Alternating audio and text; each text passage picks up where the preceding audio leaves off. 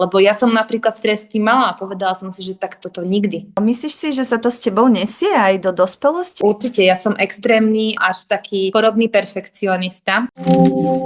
A poviem jej, mami, je to hrozné, ale ja už som ako ty. Ja sa napríklad spätne ospravedlňujem mojej mame. Niekedy rozprávam vety ako ona. A najhoršie je, že keď už som taká riadne vytočená a idú zo mňa tie isté slova, čo z mojej mamy, ja si to v tej chvíli aj uvedomujem, ale mne to je úplne jedno. Polovica toho, za čo som sa na ňu hnevala, alebo čo mi na nej vadilo, úplne odchádza, pretože vlastne zistujem, že je vo mne nejaký mechanizmus, ktorý ja vôbec neviem kontrolovať, ja k nemu nemám návod. On sa sám zapne a sám vypne. Ja som došla až tak ďaleko, že som si uvedomila, že inak to nevedela, robila čo mohla. Každá generácia si niečo odniesie, my nikdy nebudeme tiež bezchybní, len by som bola rada, keby sme sa medzi tými generáciami dokázali o tých veciach rozprávať bez toho, že by sme mali nejaké ťažké srdce na to.